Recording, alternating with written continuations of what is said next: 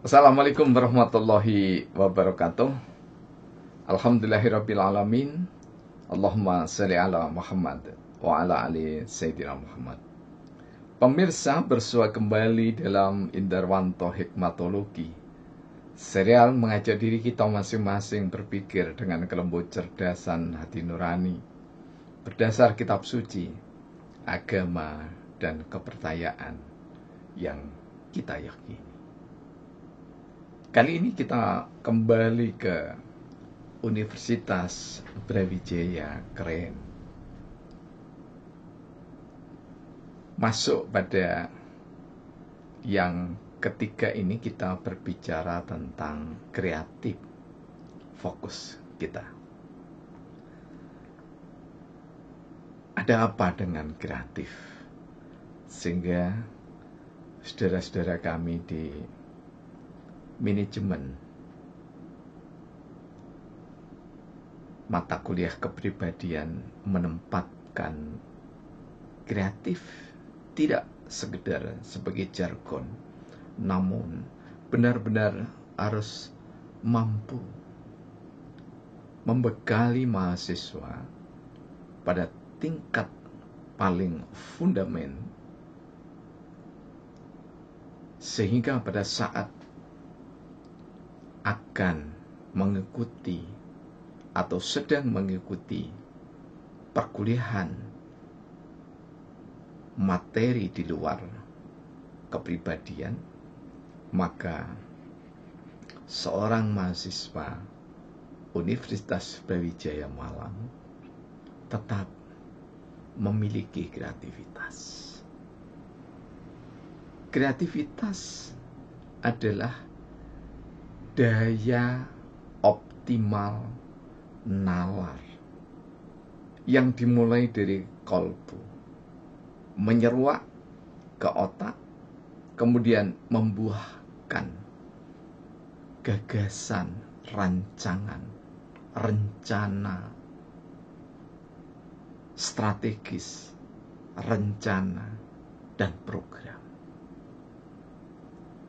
Jika semua itu sekedar meneruskan yang sudah ada, maka itu bukan kreativitas yang sesungguhnya.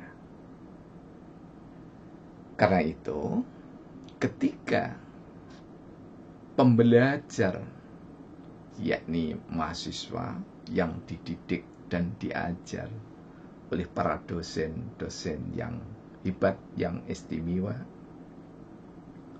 tuntutan kreativitas adalah tuntutan inovasi, kebaruan, badaah dalam terminologi santri atau bid'ah dalam keilmuan, bukan dalam ibadah mahdo.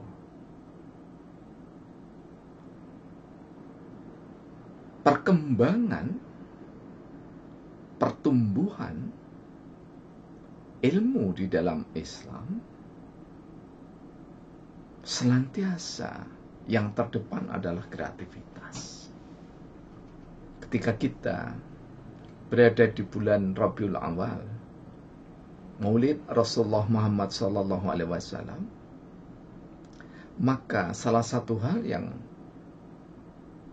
senantiasa kita harus ingat, yakni adalah Rasulullah adalah inovator yang seolah tidak ada habisnya. Bahkan sampai hari ini, ide-ide besar Rasulullah yang diabadikan di dalam sunnah Rasulullah Muhammad SAW yang dapat dipertanggungjawabkan, yang validitas atau kesahihannya teruji terukur oleh Al-Quran, bukan oleh ahli hadis semata-mata. Kami merujuk pada tulisan fikih reformasi dari Jamal Al-Banna, di mana ukuran kesahihan hadis harus bertumpu pada Al-Quran. Bahkan semua keilmuan yang dilahirkan dari tangan mukminin mukminat harus mampu dikembalikan kepada Al-Quran. Nah, kreativitas mahasiswa Universitas Brawijaya Malang tentu saja ketika dikaitkan dengan religius, maka setiap mahasiswa berhak menorehkan ide-ide baru yang berdasar pada kitab suci yang diyakini. Lagi-lagi kami mengingatkan pada Alkitab tentang hikmat, pada Al-Quran tentang hikmah, yang kesemuanya itu adalah induk dari ilmu pengetahuan yang nanti diturunkan oleh Allah. Jadi hikmah diletakkan di kolbu, kemudian wahyu dimulai dari Iqra, dan di dalam Iqra, di dalam membaca, semua agama mengajarkan membaca. Tidak ada satupun yang tidak mengajarkan membaca. Dan membaca kian banyak, kian bertabur. Bacaan-bacaan itu, kian beragam bacaan-bacaan itu, maka sangat dimungkinkan lahir inovasi dalam teori.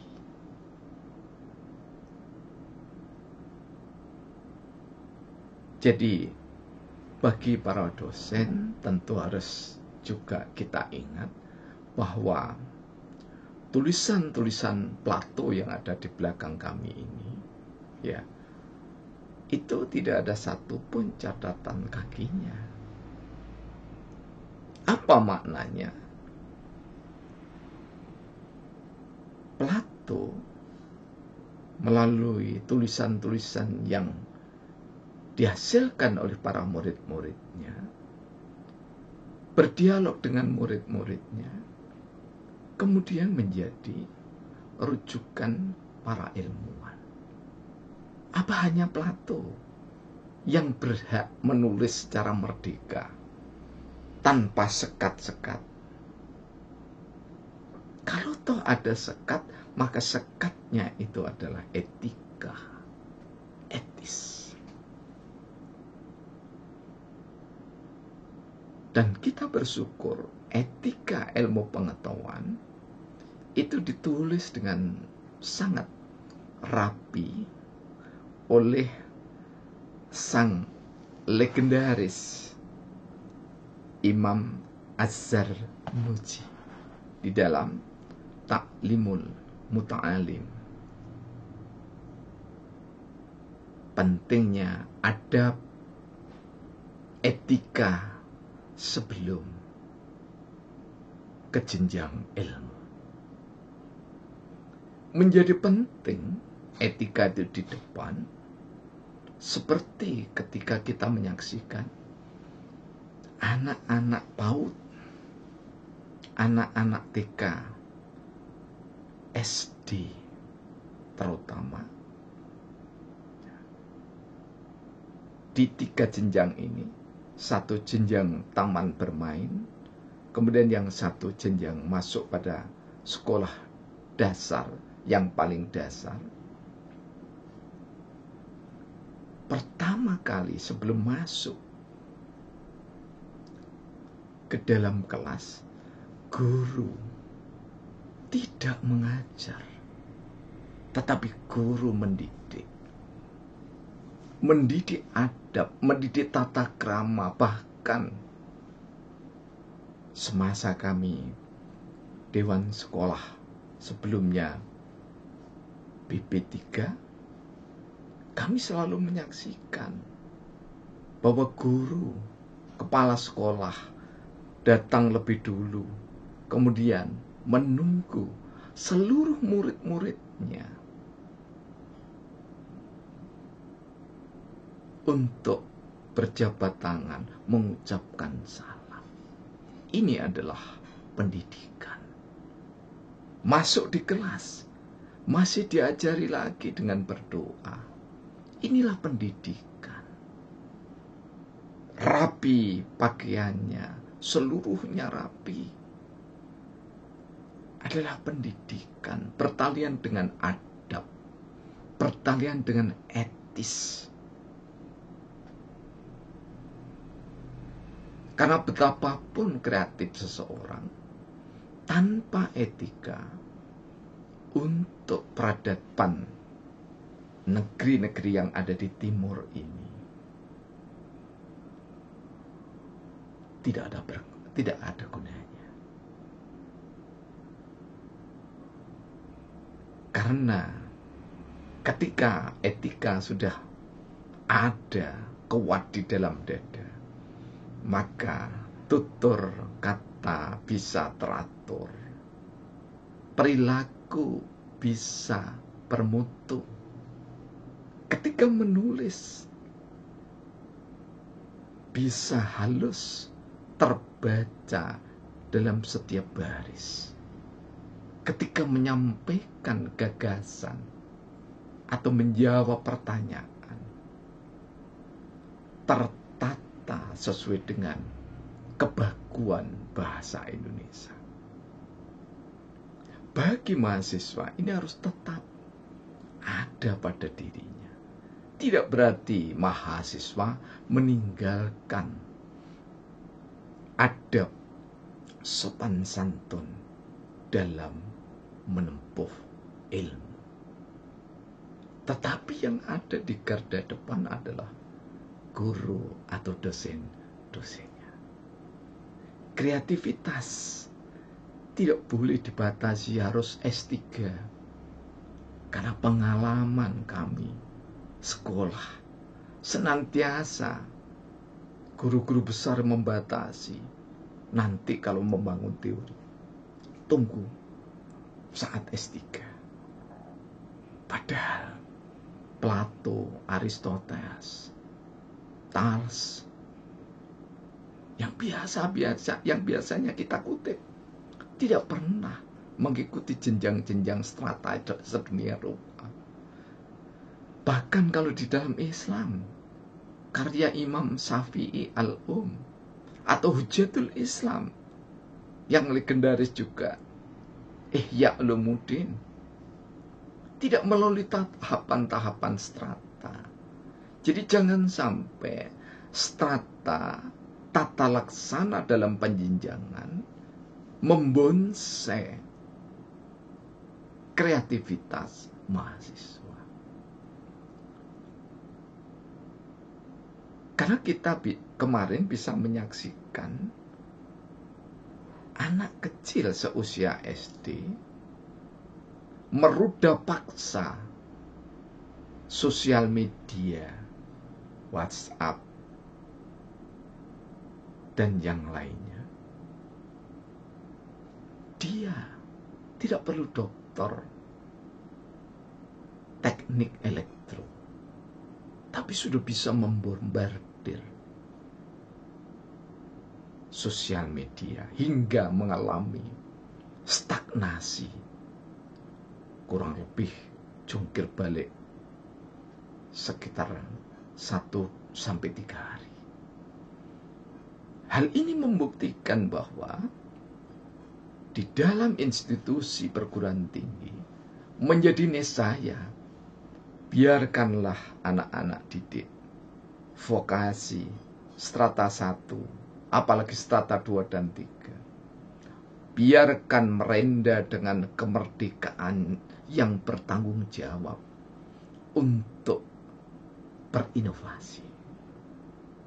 Dan institusi dekanat dan rektorat hendaknya tidak sekedar mencari indeks prestasi yang tinggi, karena boleh jadi indeks prestasinya biasa saja atau cukup baik, bahkan belum sangat baik, namun mampu merenda teori atau menciptakan karya yang inovatif.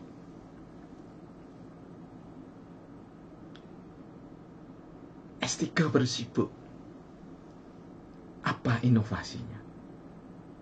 Dan sangat jarang ada inovasi yang sampai dengan membatalkan teori atau setidaknya sejajar dengan teori yang sudah mapan.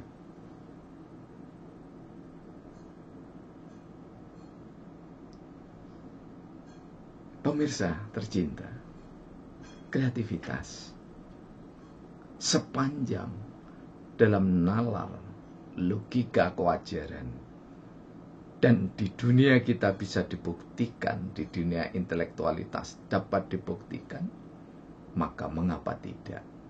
Meskipun vokasi, meski hanya strata 1. Terlebih bagi yang ada di jenjang strata 2 dan strata 3. Karena itu, belajar berkarya, menulis terus, membaca, menulis, melihat lapangan, membaca, ditulis hasil data dari lapangan, informasi dari lapangan, ditulis, dibaca, ditulis, dikritisi sendiri, didiskusikan bersama teman, akan melahirkan inovasi. Ketika sarjana muda, kami mengkritisi hasil riset dari para peneliti kebudayaan politik, menghasilkan parallel participation, di mana David Aston dengan sistem politiknya melalui Iris mengatakan 3 hal: subjek, partisipan, parochial. Kemudian kita tambahkan 1, parallel. Hal ini pernah kita bahas di unggahan video YouTube kami sebelumnya. Sekedar mengingatkan kembali, di saat kami sarjana muda, kami berbagi bukan terlalu bangga, tapi cukup bangga bahwa ada pembimbing kami yang sangat legendaris di Universitas Brawijaya Malang.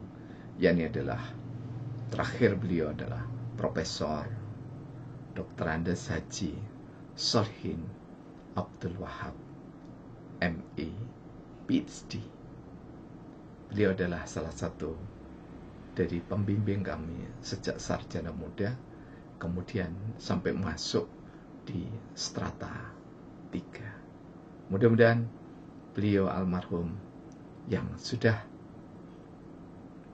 hidup di alam baka dikaruniai kebahagiaan oleh Allah Subhanahu wa taala. Dan beliau adalah salah satu guru besar kebanggaan Universitas Brawijaya Malang yang penuh dengan kreativitas.